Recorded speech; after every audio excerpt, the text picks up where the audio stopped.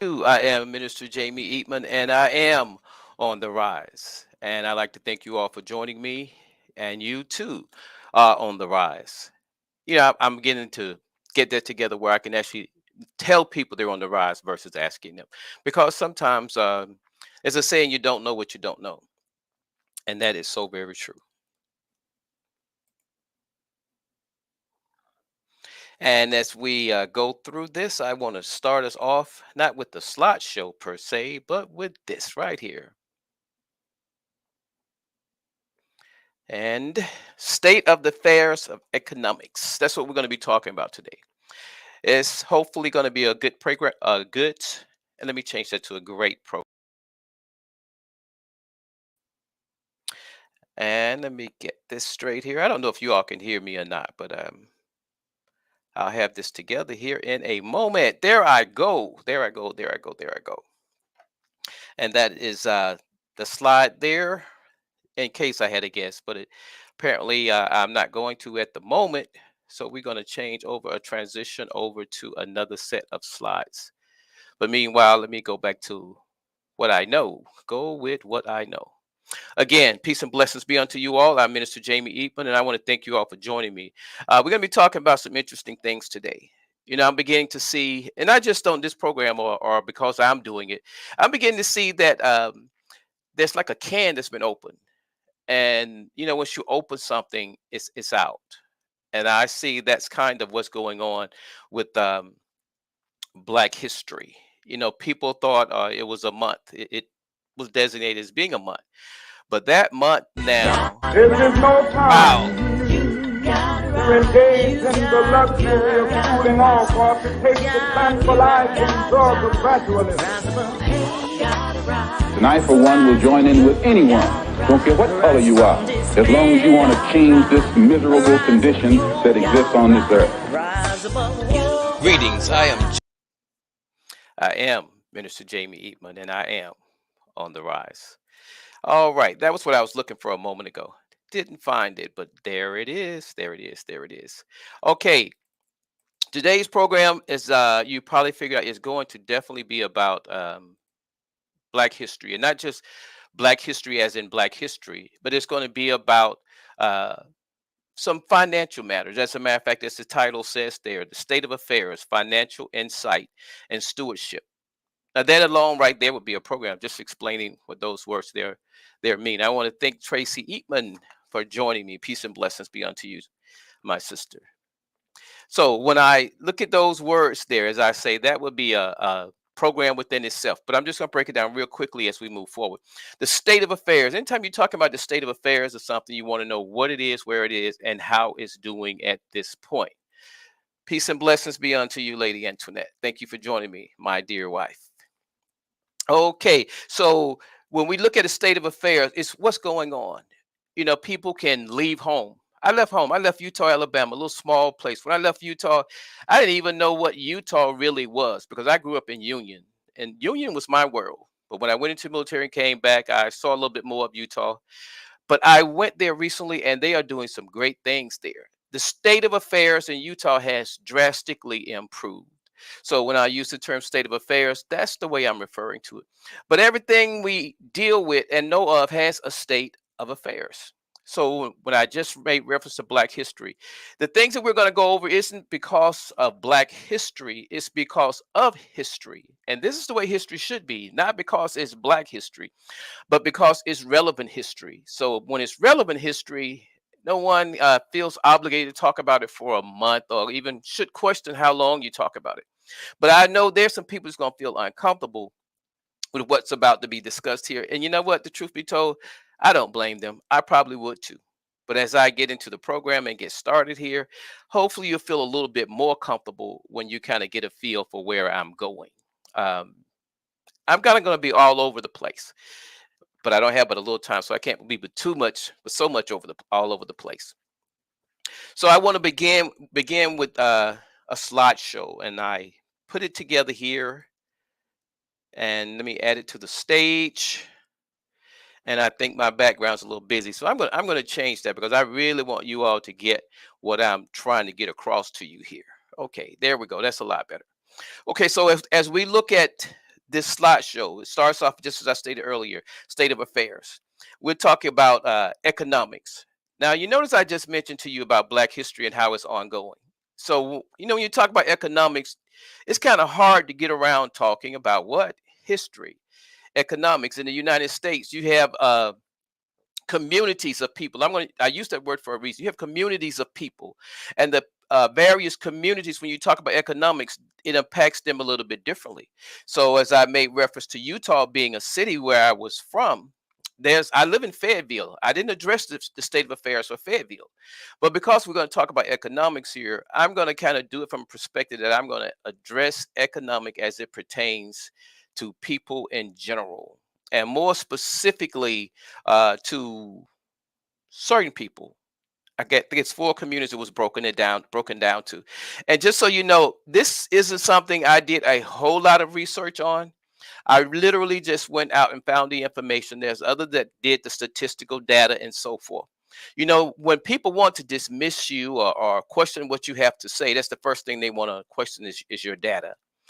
And that's fine. But as I go through, I'm going to hopefully say some things that even when you're done listening to me, whether you accept it or not, you'll still go back and research or inquire as to some of the people that I am going to be looking at, and that becomes very important. Those people and what they actually stand for. Okay, so having said that, oh, the economic piece. The economic piece is about just that economics. When you think about the United States of America, this wonderful country, the United States of America, people love to flock here.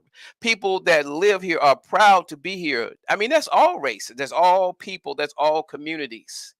However, sometimes when you know the true history of something, it can almost make you sick. If you can imagine, in the world, there's so many things going on. They're actually talking about making food from human cells. Can you imagine that? From the human body, from DNA from the body. And imagine eating that, and someone comes up and tell you what it is you're eating. That will leave a bad taste in your mouth. Well, it's that same way being here in the United States. When you come to know some history, there's some things that just makes you angry. It makes you disappointed. But if you think about those same things in terms of moving forward, they can actually be inspirational. So as we go through this information here, my intent isn't to anger. My intent is to motivate. Because remember, I'm Minister Jamie Eatman, and I am on the rise. I educate, motivate, and inspire individuals to rise above life situation and circumstances. And that's still my intent with this program. So as we go through this information, I pray that as you listen, you're going to be blessed by it. And for those of you who are wondering what this little white dot here is, that little white square is actually where I'm supposed to be. Um, I'll be working on that. But in any case, it doesn't distract but so much from my data. And when you put something up front, it's less distracting for people. So moving forward from there, from that particular slide, we're going to go on to the others here. Okay, the next slide here says state of affairs, economic, and race matters. You've heard the term race matters, Black Lives Matter. And when you hear that, it's the name of an organization. Race matters was like, I think it was a show that reported and dealt with racial issues. But I'm using race matters in the sense that as I talk about economics, I'm going to be covering race matters or community matters. Either way you want to look at it, because when you sum up a community of people, it's kind of attributed to race or ethnics, their ethnic being, where they come from, their background. So when we move forward, kind of keep that in mind. It's not trying to come up with anything that's racial, as long as it's truthful. And because it is about race, I guess you could call it racial, but there's no racial intent here other than to bring forth the truth. And that's the bad thing about the truth, because it always offends somebody. Because when you have lied and the truth comes forward, that makes you a liar. When you have stolen, cheated, or whatever the case may be, when the truth comes forward, you got to be that person. You got to be that thing. But the most important thing is, in being that person and being that thing, you can actually liberate yourself from that situation, that circumstance. And what is it that makes one free? The truth. The truth is what makes one free. So as we move forward, we're going to keep that in mind. Actually, that you all keep that in mind. Moving forward here, here's a fact for you all to think about.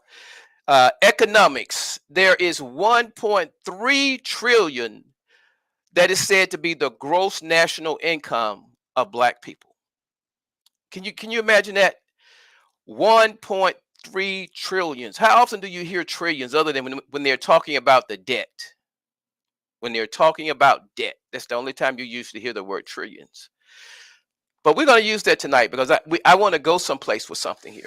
I want to educate, motivate, and inspire. And what you're educated, motivated, and inspired in, you'll have to be the judge of that. I'm just putting out some information. And hopefully this information will serve someone other than myself. It served me in preparing it, so I pray it'll serve you as well. So let's talk about the state of affairs here. When it comes down to that 1.3 trillion, the manner in which it circulate has a lot to do with the community that it's in, where it's spent, and what happens to it. So we see the circulation, and I put the dollar signs beside there because that's how money circulate. We're talking about the circulation of money. Now, if you think about $1.3 trillion, 1.3 trillion, that is an awful lot of money. But when you look at that number I have below there, only 2% of that 1.3 trillion recirculates within the black community. And you might say, well, what difference does that make? People should be able to spend their dollars where they want to spend their dollars. On the surface, that's true. It's true regardless. But on the surface, that comment there leaves a lot to be desired, because when you actually look at where a person spend their dollars and how they spend their dollars, it makes a big difference in what that community looks like. It makes a big difference in how the people in that community view, see, think of themselves. So when you think about it from that perspective there, it makes a world of difference. So having said that, I'm going to go on to my next slide here, and I'm getting somewhere place with this. Now, I just told you about the percentage.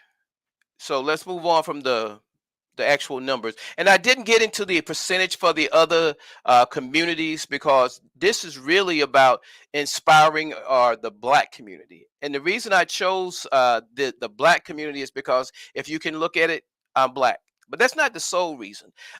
You all have heard me say that I'm about justice. I'm about equality.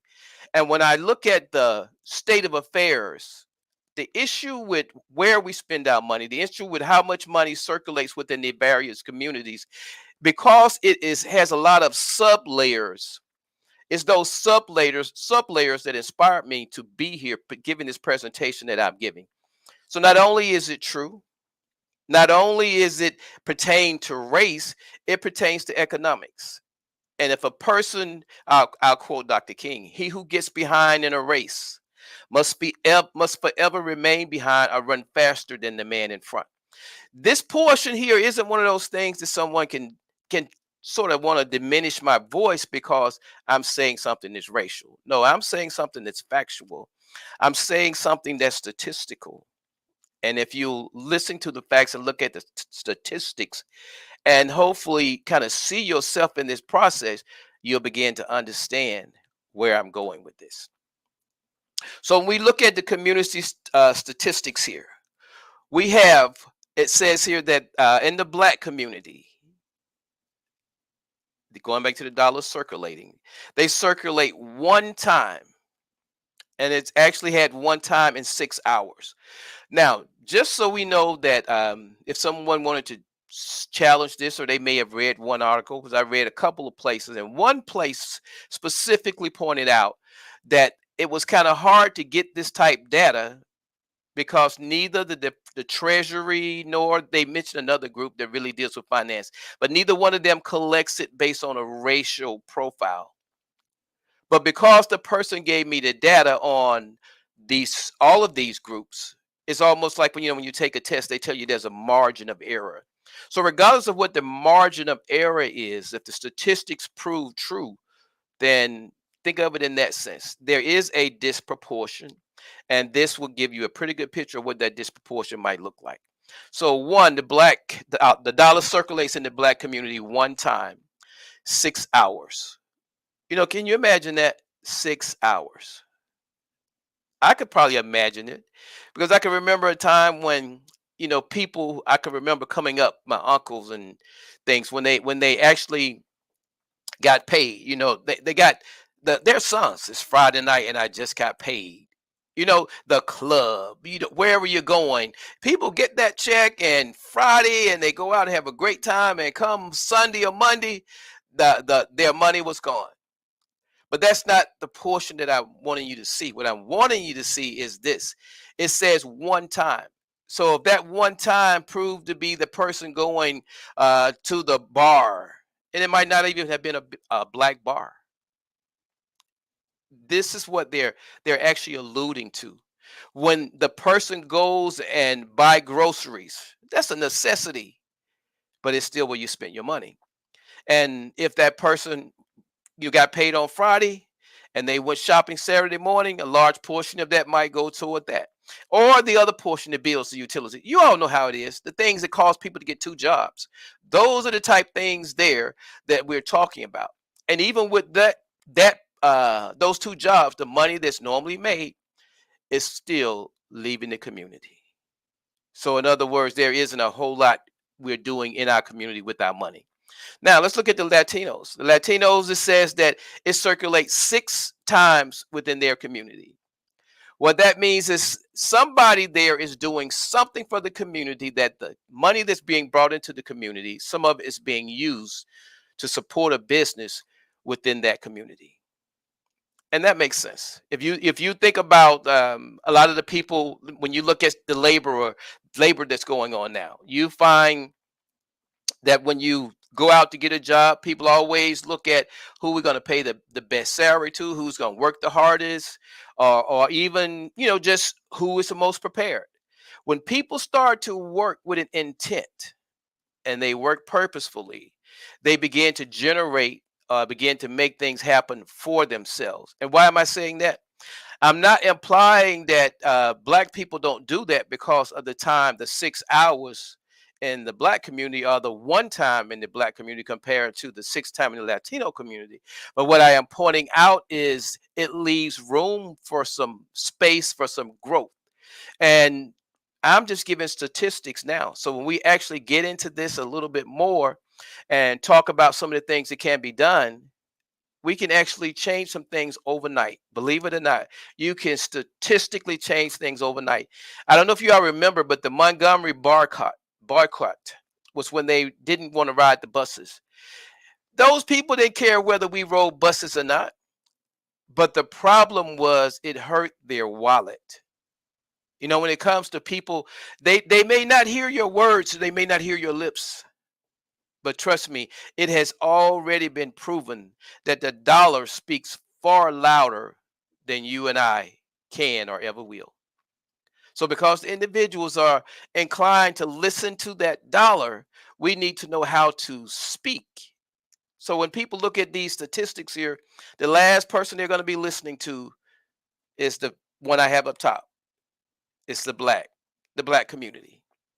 And I'm going to continue with this line of thinking and this line of explanation because I don't care what they think, but we need to know what they might be thinking about us.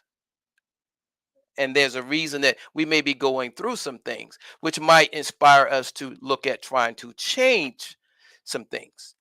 Now, let's look at the Jewish community. It says that within the Jewish community, their dollar circulates 20 days. 20 days within the Jewish community.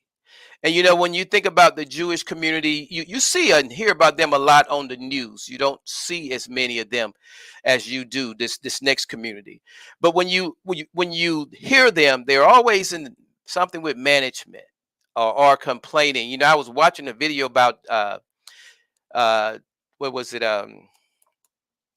Something where they was complaining about someone had said something about them in their religion, anti-Semitic, and maybe there's some rule there where they think they have it to the point where nothing is to be said about them. But when it comes down to speaking the truth, and a person is concerned about being accused of something of that nature, that person, I would hope they'd be more committed to the truth than they would what a people would think or say. There's some things that may cost you, but don't let it be truth, because if you sacrifice your character and you sold out for that, you're not going to get anything for what I'm about to say. Because what I'm trying to talk about now is I'm trying to talk about a sense of pride. I'm trying to talk about a sense of harmony. I'm trying to talk about a sense of community. And you can't have that if you're bowing for and to everything. Or as I say, bowing to and for everything except for prayer. You can't get where I'm actually hoping that we can actually get something from and go. So again, the Jewish community is said to be 20 days. Now, there is a population that you see an awful lot of, and that's the Asian community. Now, there's nothing wrong with that. As a matter of fact, there's nothing wrong with any of these communities. As a matter of fact, there's really nothing wrong with the black community. We aren't dying because of our finances, but it could be better. We're going through some things in our communities that a lot of people don't go through. As a matter of fact, if you think about this last group here, the Asian population, think about the number of places you frequent. Think about during the day when you go and you're running late or something and you run in the store. Think about when you go and get your gas. Think about when you go shopping. Where are you shopping at? Who are you shopping with? And going back to the number of times this dollar circulates within their community, all this money that's made in our community, there's a reason why only 2% of it circulates in our community. If you can imagine that, I think it was 1.3 trillion or 2 trillion. I'll go back to it in a moment. But if you can imagine that much money, it ain't that many bills in the world that we could actually take enough time, if we focused on it, if we had the mindset to do it, to build something slowly, progressively, that our dollars would stay a little longer. Can you imagine the gas stations in our communities? And I say our communities because our community, we have a wide range of communities. Some of us live in some well-to-do neighborhoods, while some others, they might live in a project setting, or a lower income. It doesn't make a difference. So when I say our community, I say our community. And even above our community, I'm talking about our people. Because in reality, if I came from a community and I'm spending my dollars someplace other than that community, and I never go back there, I have the dollars to spend, whereas the people there may not. So when you look at what's going on, this problem will not correct itself. It's going to require some active participation. And people may or may not. Nobody's going to die if they do or they don't. Not for something as I wouldn't say trivial, because this is in no ways trivial, but something of this nature, it isn't going to hurt or break anyone. So when we look at this particular scenario and these numbers, it kind of makes sense. If you look out doing the lawns, a lot of the yard work, those are businesses. The people that go out there and do that, and they're entrepreneurs. Can you imagine that? Entrepreneurs, the people that you see going by cutting the grass and all that, they make good money. So when you start seeing that less and less people cutting grass in your neighborhood that look like you, that means that 6 hours that money stays in the community. That's how it got that way. When it comes down to, you get paid, and all of a sudden now, instead of going to what little mom or pop store might be there, we got to go out and eat. We got to go and do something special. And there's something special every time we do it. And get this. What about when that sale is had? What about when it becomes Friday? Black Friday. Black Friday. Black Friday calls for black's dollars, and those black dollars usually aren't spent in black neighborhoods. So this 6 hours is getting more real. It's getting realer by the moment. If you think about it, you'll get it. And again, the Latinos 6 times, the Jewish people is 20 days, and the Asians is 9 times. So when I looked at this, I kind of, if you notice on a couple of those, I have time and hours. That is what was available in my research. But because some of those didn't have both, I'm going to use a little mathematics here. So if the Asian in that community, it circulates 9 times, and that is 30 days, then let's just say that we can look at that as saying that that's approximately 3 days. So within the Jewish community, those 20 times would be what? About 6, close to 7 days. The Latinos would be 6 days. But going back to us, it says 1 time, 1 hour. And that's not, actually, it is. We should be ashamed. But the Bible says this: my people perish, my people are destroyed for lack of knowledge, which means that if we don't know the scenario, what's going to change it? What's going to keep it? What's going to bring about a difference in it? I would submit to you that that's really why I'm doing this now, because I'm hoping to make a difference. And as a matter of fact, it goes much deeper than that. I'm going someplace with all of this. So as I come with this information, I'm laying a foundation. I believe in doing some things, and sometimes they may seem self-serving. And unlike a lot of people, it matters to me the service I offer or ask for or give in exchange for whatever I'm asking for. But right now, I'm just showing something here that calls for, if we can actually think in a little bit of unity, we'll be able to change some things. I actually have some videos that I wanted to share, and I'm gonna bring that up now. And this video, the place that I'm about to bring it in is excellent, because this guy really brings his point home. And as I was listening to him, I had several videos of him, and I noticed how he's very vocal, the type of thing that a lot of people may not be comfortable with, so they may not want to listen to.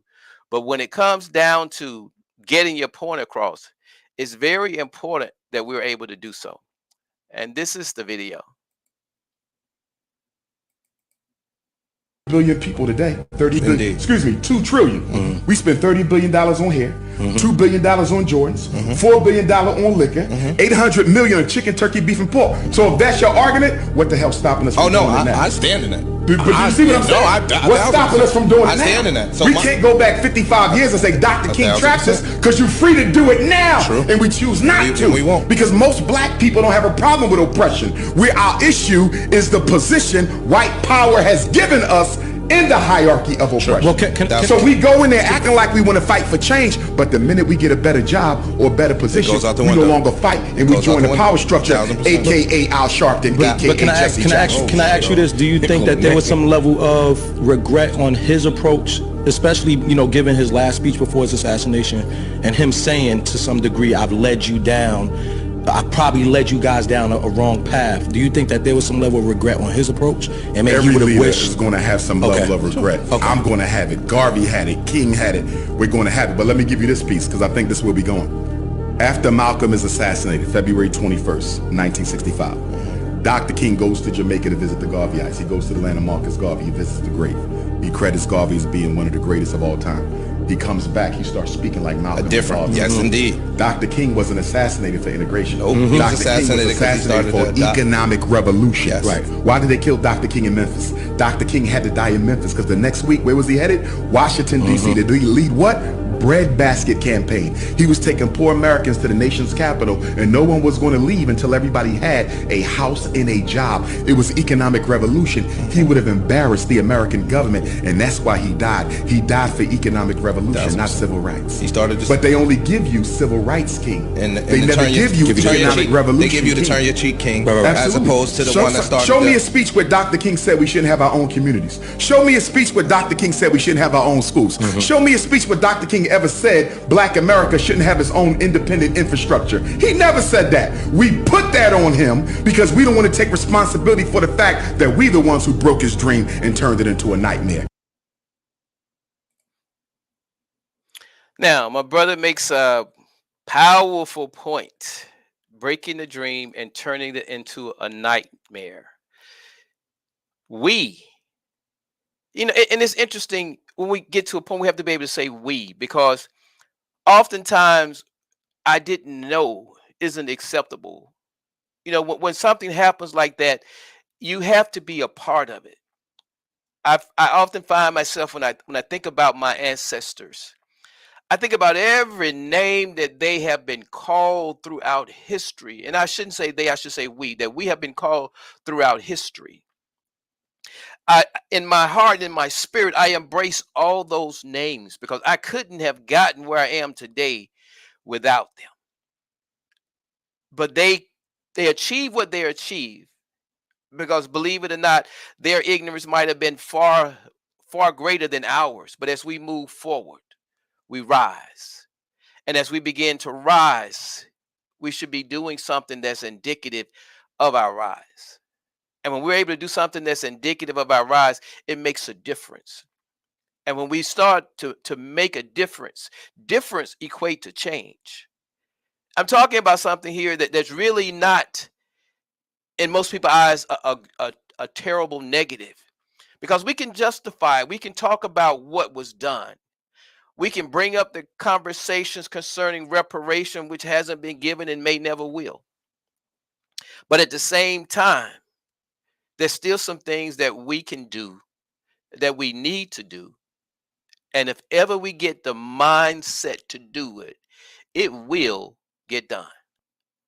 So that is the whole purpose of going through this information here. It isn't to elevate one group or make any one group feel inferior. I hope it would actually inspire a group. I hope it would work exactly in reverse, that the one at the top would be more motivated than the other three. And as a result of their motivation, with all the money that they have within their community, that they begin to look at changing that 2% to at least 10%. That's not even much either. But when you look at that, those are jobs. Those are things there that might turn somebody's whole situation or their whole scenario around. I was I was reading when the question came up, what difference did it make?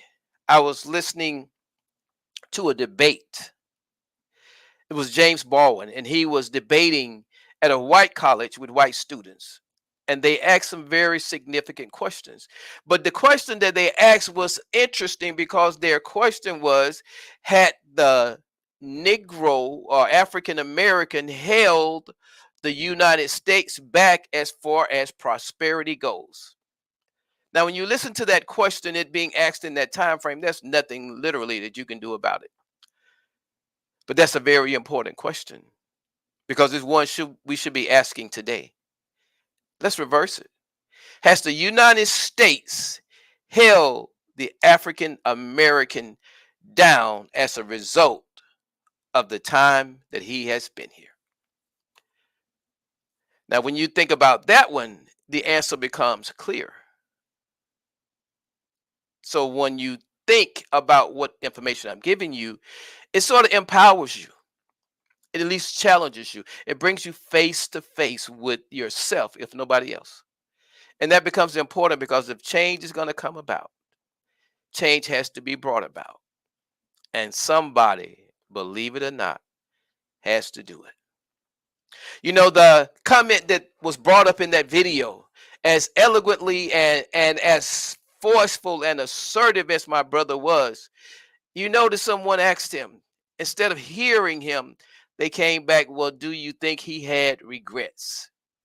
And I love his answer. He says, there's going to always be regrets. I could imagine being on my deathbed. There's one regret I have is that I didn't do more. And most people probably say that.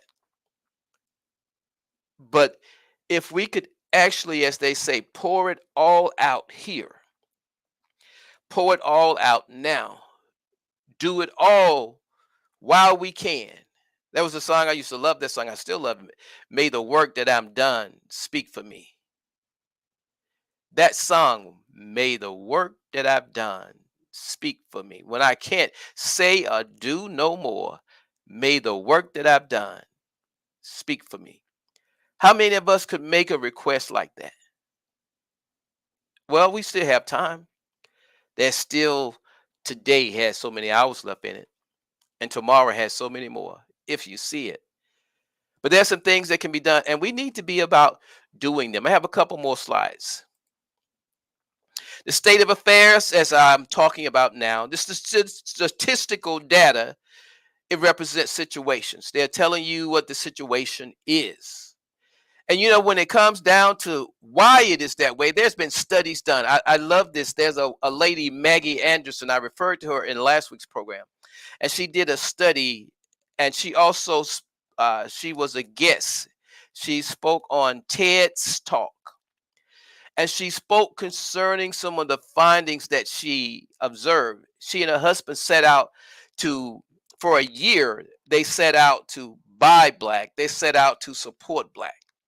And in that video and another, she pointed out some of the things that she encountered.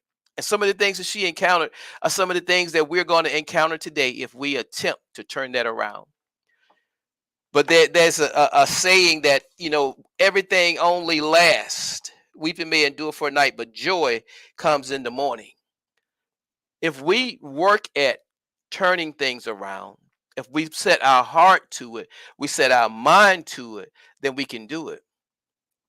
But as long as we're just sitting back and we're comfortable with the statistical data, and we are buying into all the reasons that justify why it's that way, we're going to be like that person in the race that's there running beside the individual, their competitor, and they're side by side and they're stride by stride, and this person is comfortable now because they're catching their breath, and in their mind, all I got to do is keep up with him.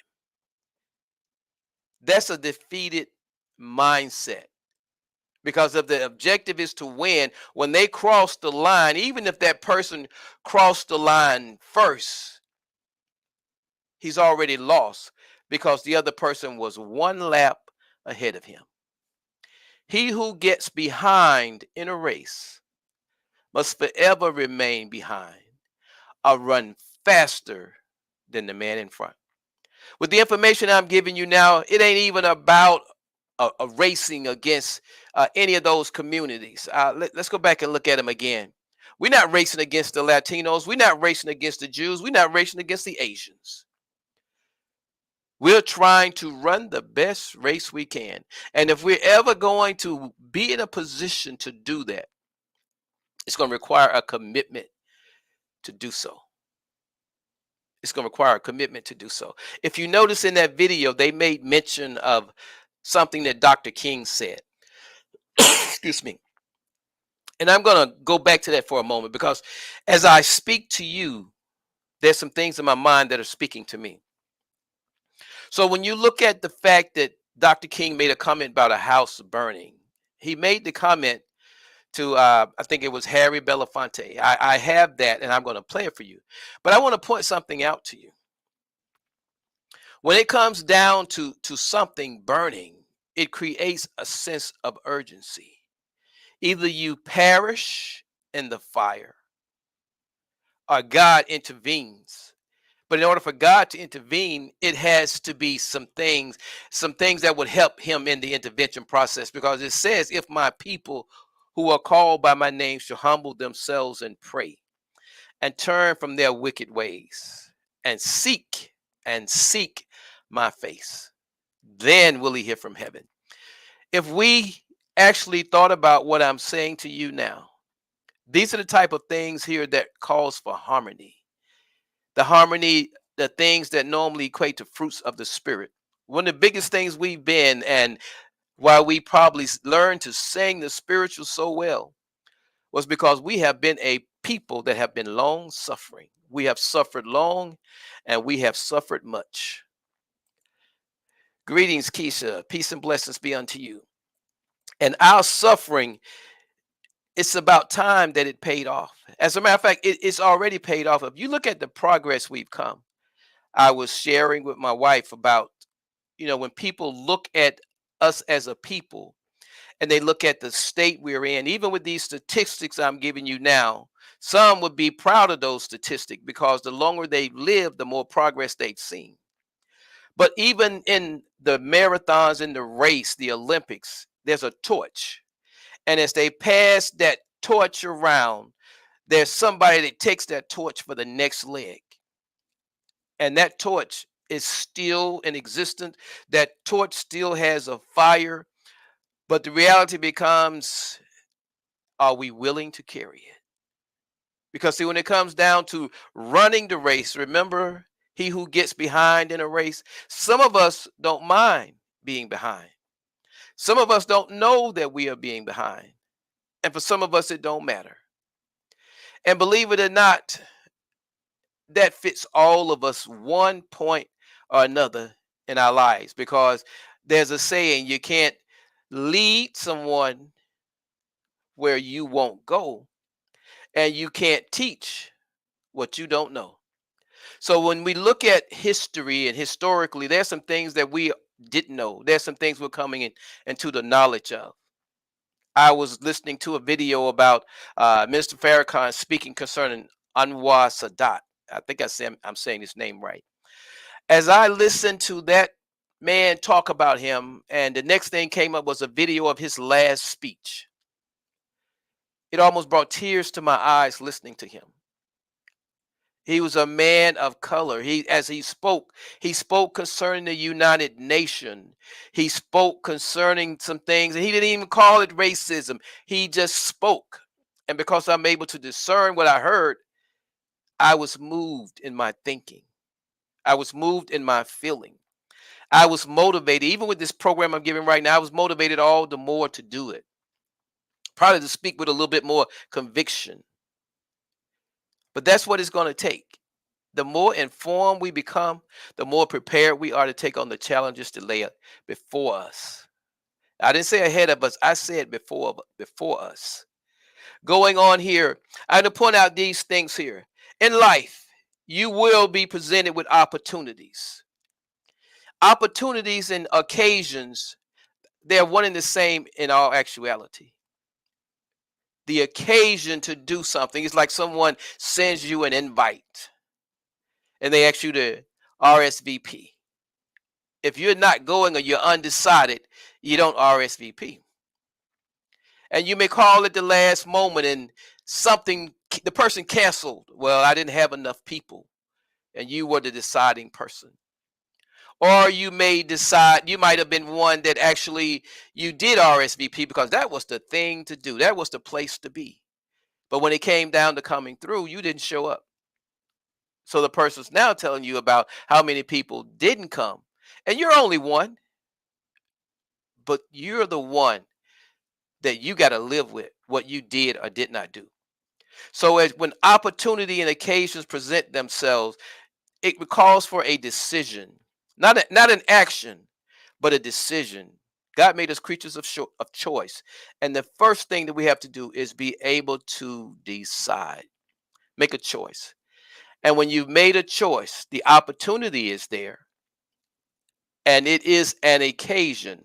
The occasion isn't as obvious as the opportunity, because when the opportunity comes and it's an opportunity to do something that's going to make a difference, it's also an occasion to bring about change. It's an occasion to let your light shine. It's occasion to impact someone. It's occasion to speak something into the atmosphere that somebody needs to hear. So opportunities, they're around us all the time. We get home and tell someone, our significant other, about our day when we could have said something, but we didn't. You listen to what I'm talking about here, and you may not even share it. Or then again, you might. But the conversation goes, well, I've heard that before. In other words, I don't want to hear that. In other words, you can't count on me to be a part of that. You can't count on me to do nothing with that. And that's some of us. At some point, it's been all of us. There's a saying, when you know better, you do better. And just sometimes just hearing it, with everything I'm doing now, somebody is not going to hear. When Jesus went about teaching, he said, he that had an ear, let him hear. And I have learned that lesson. People hear what they want to hear. They hear what they're in a position to hear. That's why when you hear me talk about being on the rise, educating, motivating, and inspiring individuals to rise above life situations and circumstances, not everybody is willing to rise. Not everybody is wanting to rise. Some people are good right where they are. And if they had their way, they'd step down because some of them was challenged to rise. They may have risen to an occasion and regret that they did. But when we are presented with opportunities and we are presented with occasions, those are just questions. How are we going to answer it? What are we going to do? And the reality is this. One of my favorite things is to think about Jesus in the garden when he went before God. When he went there with two thoughts. He said, if it be possible, remove this cup from me. In other words, that cup wasn't something that he was in a big hurry to drink. That lay ahead of him wasn't something that he was in a big hurry to do. And he may not even have known what a lay ahead of him. But at that point, he was contemplating something that, or entertaining something that was contrary to what he kind of obviously knew to do. When we get to that point, this is one of those things that we entertain in our mind. I should, or should I?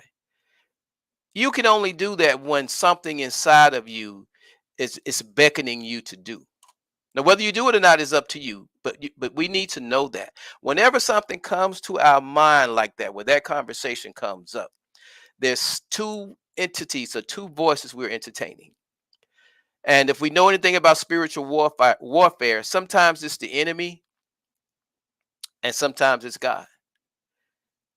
But more often than not, it's we ourselves. How can I say that? I told you I like to look at Jesus in the garden. When he was there and he went before God with his equation, if it be possible, remove this cup from me. Nevertheless, not my will, but thy will be done. He was waiting on God, I guess, to say something. God never said anything because he wasn't dealing with God. He wasn't even dealing with Satan. He was dealing with himself. And that's us. All too often, we have questions that go unanswered because the season we're in, we may not be ready to answer them. But ultimately, we all know that Jesus did go on. He took the cross. He said, "If take up your cross and follow me." If we were to look at that, that was only one that needed to die on the cross. So he wasn't literally talking about dying on a cross. But there are some sacrifices in life that we have to make. We can live our long, wealthy, prosperous lives, be like the rich man. We can be so rich and happy that we can foresee ourselves getting past some things because we have such great wealth.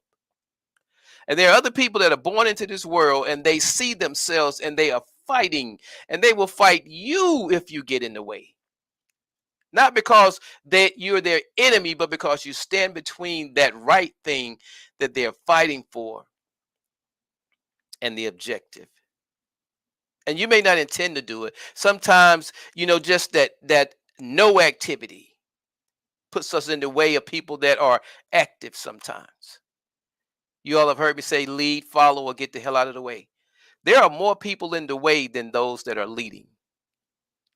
Even some followers are in the way. It's like cattle. If you've ever watched them when they're traveling, they're going the same direction, but they're always moving because somebody's getting in somebody's way. It's like fish swimming in the stream. They're always moving, but that's okay because that's what they do. They rise to the occasion. Going back, they have an opportunity. We have an opportunity to do this. It's challenging. It's difficult. It's more difficult for one than it is for the next, but we all have the same occasion. But the question becomes, how many of us are willing to take that on? That becomes the real question. So the question today, hearing everything I've said, is actually, what are you going to do with it? If nothing else, and all I ask is that you think about it. I don't know if you all believe this or not, but the things that you entertain in your mind are the things that you'll begin to act out in your life. If you hold on to self-pity, you're going to be pitiful. If you hold on to sorrow, you're going to be sad. If you rise to the occasion and refuse to pity yourself, you'll begin to rise. if you listen to those people that are speaking those words of encouragement to you that in your pity party you didn't think they understood, those are the people you might want to be around. And flip the coin. There's some people that you see having their pity party that you haven't spoken to. You haven't shared a word of encouragement. You haven't shared your testimony. They don't even know where you've been. You're probably thinking they shouldn't be having this pity party because you've experienced worse than they have. Sometimes people need to hear that. You ain't got to get into your most embarrassing details. It's up to you what you share. But sometimes people just need to know that where I am, somebody else has been here. Or maybe somebody else is here. Or when someone gets ready to rise, when they look around them and say, I'm tired as hell, I'm sick of being sick. When that person makes up their mind, they need to see somebody there that's well enough to speak a word of encouragement to them. They need to see somebody there that has risen to the occasion, is somebody looking back, speaking into their lives. And when someone does that for you, it gives you an opportunity to remember and for you to do it for them. I made reference to the burning house that the young man asked the speaker about. It was a good question. Dr. King said maybe he led them into a burning house. He was referring to civil rights. Yes, he was. When he made that statement, I can imagine Moses standing there on the mountain, not being able to go into what we call the promised land. And people look back like, oh, poor Moses. We don't know. Moses might have been glad that he didn't go. He might figure, well, I've ran a good race. He might have been saying, may the work I've done speak for me. We don't know. But we're living in a time now where there's so much going on. There's so much adversity. There's so much diversity. And as I went through those numbers there, as a result of all the things that they want to pitch concerning diversity, adversity, and all the things that's going on, those numbers there, they are, I wouldn't say solid, but they're real. Whether the statistic is like right on the point, I don't know, but I've seen it. I've seen it for myself. I've lived it. I'm still living it. And I'm still trying to make a difference. And I shouldn't say still, because I haven't always tried to make a difference. I want to stress that. But I've come to a point in my life where it makes a difference to me that I make a difference. It gives me a little bit more joy. It gives me a little bit more peace. I can live better with myself as a result of what I've done. Not so much that it may please the next person, but it pleases me. And I thank God for being in a position to do some of the things that he has empowered me to do. So as you listen to this video, I'm going to tell you another story about a fire. But I enjoyed it when I heard it. So I'm hoping that you will as well. Let me see if I can find it here.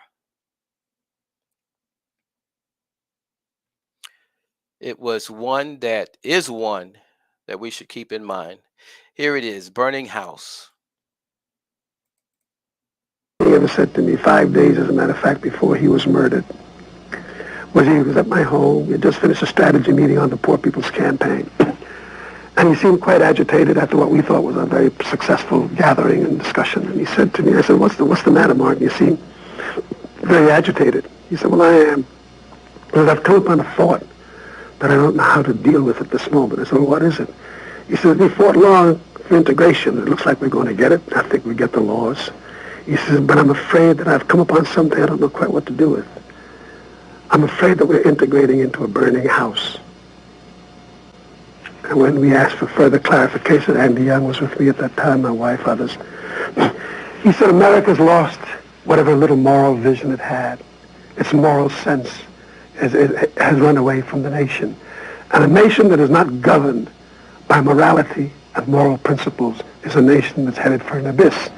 And I think black people who have been struggling to get into this system, maybe getting into a system that in the final analysis is a Sodom and Gomorrah, will not work. Because its selfish goals, its need for profit, its need for supremacy, its need to be the best, has clouded its moral vision. And with no moral vision, no nation can be healthy enough to lead its people anywhere except to destruction. And when you think about what he just said there, no nation can't lead his people to anything except destruction. Powerful words. Definitely something to think about. And when we give thought to that, we need to really realize what he was saying. The great leader, Dr. King, making a statement like that. When he made that statement, it was after a degree of victory. And the young man, he probably hadn't heard this video. Well, actually, he might have. But he said that I'm going to have some regrets. Garvey had regrets, and he named some of the leaders. Everyone at some point in time has some regrets. But my biggest fear, if I ever had a regret, was that I didn't do enough. If you think about that concept, didn't do enough.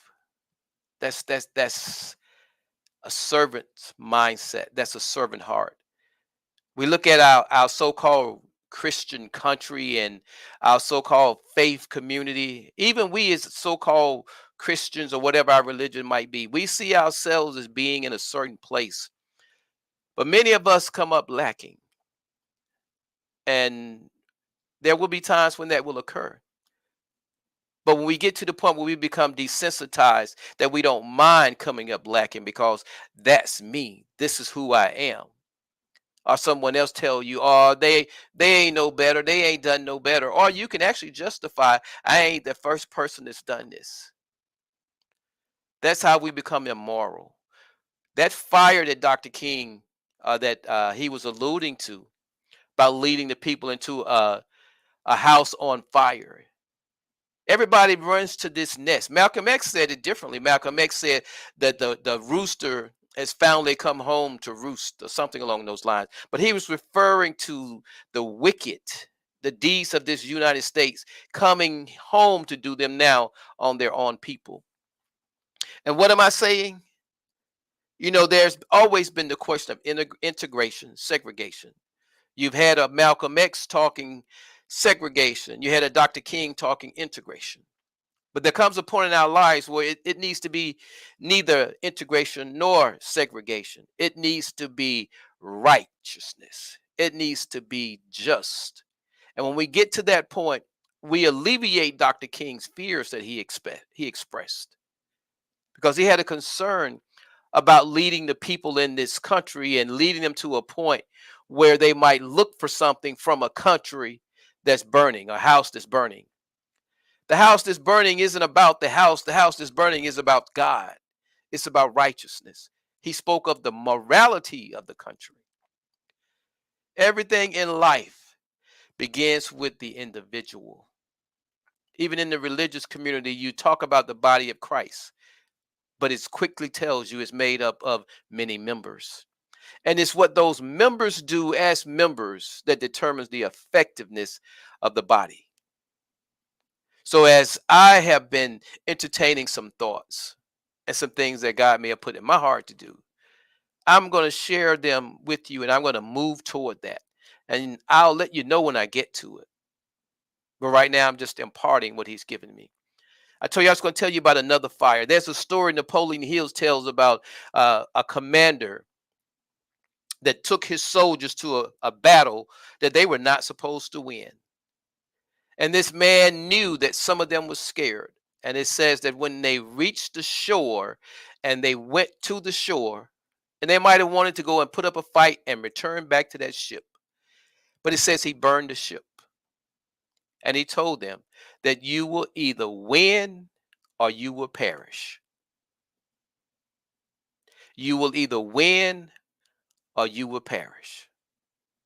And we as a people, God's people, righteous people, however you like to look at it, we will win or we will be destroyed as a result of our motivation, as a result of our commitment.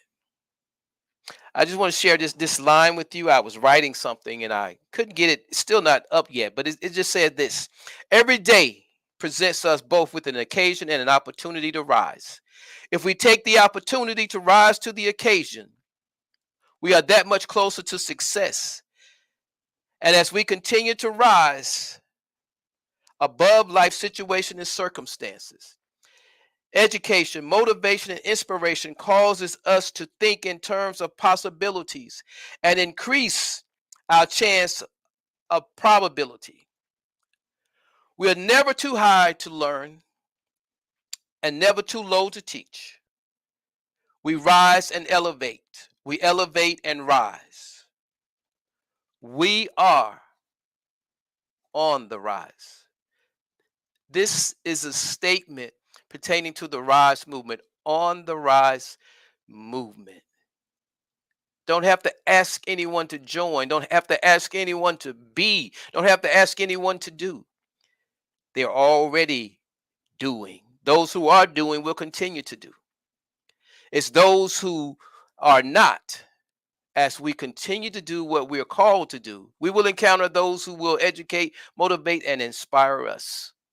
And with what little education, motivation, and inspiration we have the ability to educate, motivate, and inspire others. So I say to you, every opportunity that you're presented with, see it as an occasion. Take the occasion to rise. And in rising, you will be able to rise above the situation and circumstances that confront you. And when you have risen, or when you have been strengthened, as Jesus told Peter, when you are strengthened, strengthen your brothers. Welcome to the Rise movement. You're either a part of it or you're in the way. I pray you choose to be a part of it. Peace and blessings be unto you all.